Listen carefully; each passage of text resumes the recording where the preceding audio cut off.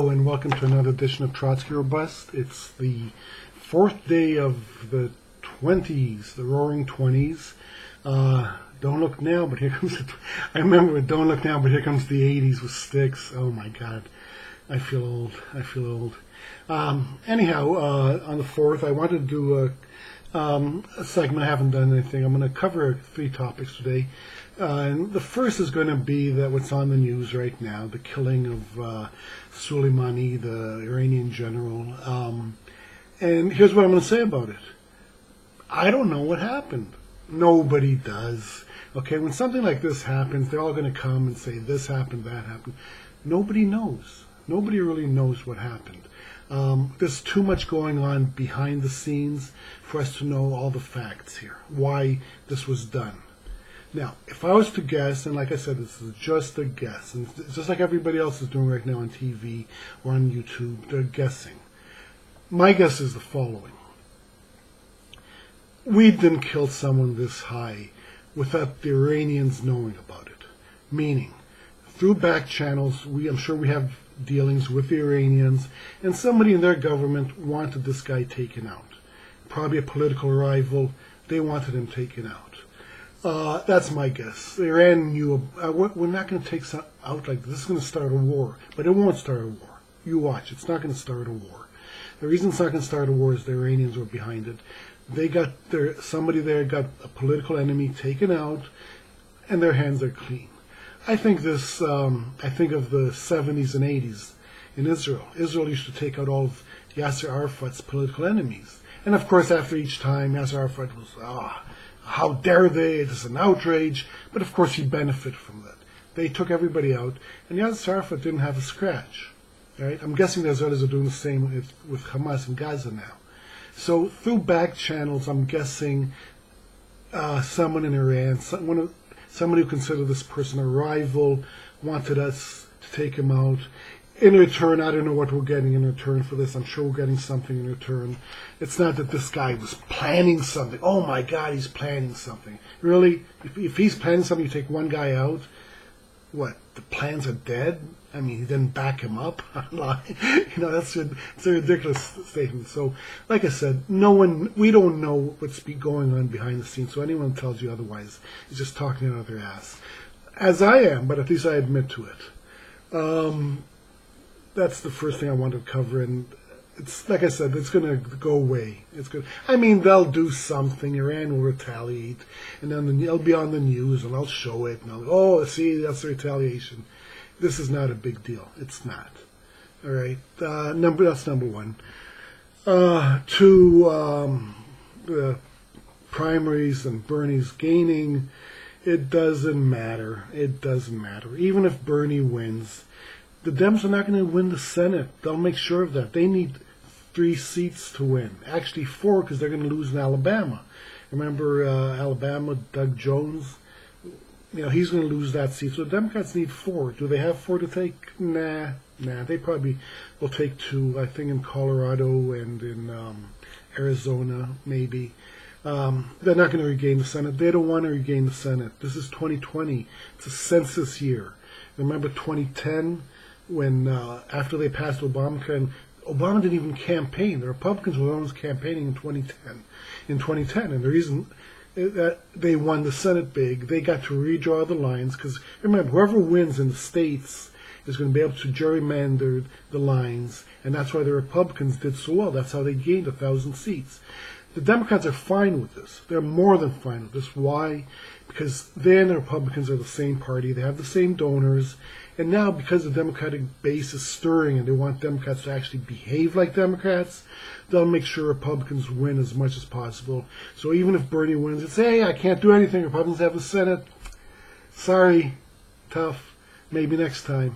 And then next time will be Ocasio-Cortez, and she won't do anything, and so on and so on. That's what's going to happen. You mark my word. Nothing's going to get done. We're not going to get health care. And Bernie actually even said that he's not going to get rid of the filibuster. So even if they get their 4 seats, 3 seats minus, it's not going to make a difference. So it's going to be an exercise in futility. Next, I want to talk about something else, something that It really has been bothering me because you always hear how the media is telling us how great the economy is. Our economy is great, great, great. Yeah. Because the stock market is high. Stock market went up 22% last year. Okay. Now, there's different figures here. The one I got was 10% own 92% of the stocks. I saw one with 85, but whatever. Either way, it's really high. 10%, the top 10%. The top 1% own, whether it's one's at 39, one's at 50, and the top 0.1% owns 17% of the stocks. One out of every 1,000 people own 1/6 of the stock. So the fact the stock market is up, why is it up? Well, it's obvious. Trump gave a huge tax cut to the rich. What are they going to do with their money? Go start investing in new businesses? No, they're not going to do that. What they're going to do is make their easy money in the stock market. And, it's supply and demand. The more money that goes into the stock market, the better it'll do. And that's what they make it look good. And they've done something really smart with the 401k. So now they've tethered the average worker, a lot of the average worker, with them. So now if the stock market goes down, and how do you get the stock market to go down? Well, you increase taxes on the rich. That'll get it to go down. That's what you should do. But they've done this. This is really smart. The 401k. How much do people have in 401k? About 100 grand is the average. Yeah, good luck retiring on 100 grand. Yeah, good luck with that one. So, what they need to do is, who cares about the 401k? Just increase taxes on the rich and increase Social Security. That's all you have to do. And don't tie it to a payroll tax. That's not a good tax. It's, it doesn't mean anything. It's just this way you can't, payroll tax is a, aggressive tax, and the government borrows from it anyway. There's no lockbox, like Al Gore said, so it's just a bullshit way of limiting what you can do to working people. Oh, you want Social Security? Okay, we'll give you our aggressive tax to pay for it. Yeah, there you go. But another figure I really want to talk about now is the unemployment rate and how we are hearing how low it is. Bullshit. All right, unemployment rate is not low. The more important rate that we should look at is the labor participation rate. Labor participation rate is about 63.3%. That's the lowest level since the 70s. Now remember, in the 70s, in the 60s and 70s, the labor participation rate was a lot lower because many women did not work back then. So, and that held true into the 70s. Only into the 80s did it rise above the 63%. We're back then to the 70s, where many women weren't even working. That's how low it is. People have given up looking for work. That's why the unemployment rate is so low. It's not because it's so great, the economy's great. If the economy was great, the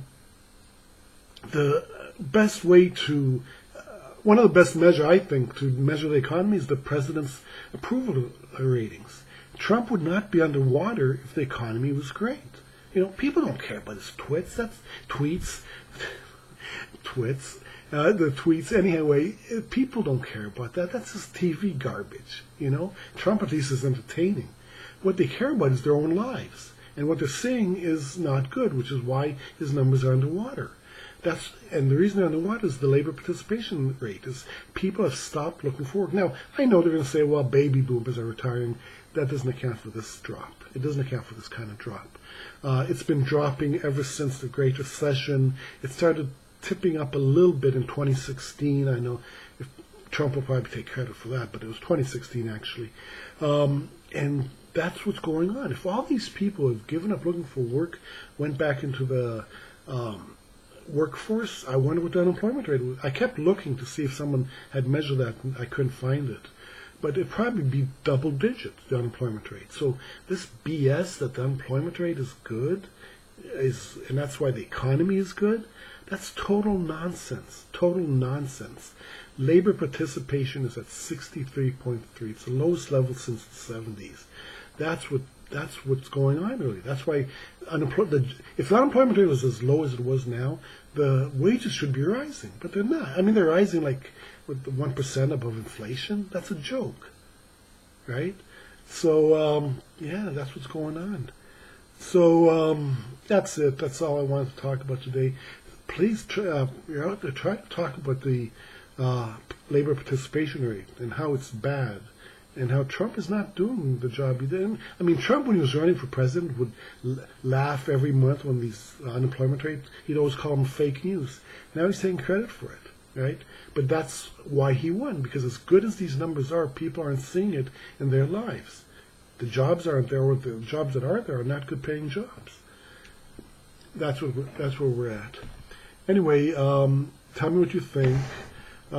Just my idea. Again, don't worry about Iran. There's not going to be a war with Iran.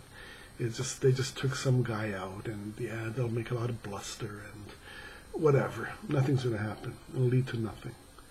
All right, and that's it. Tell me what you think. Give me a thumbs up, thumbs down, or subscribe. Click on the hammer and sickle. And Trotsky's out.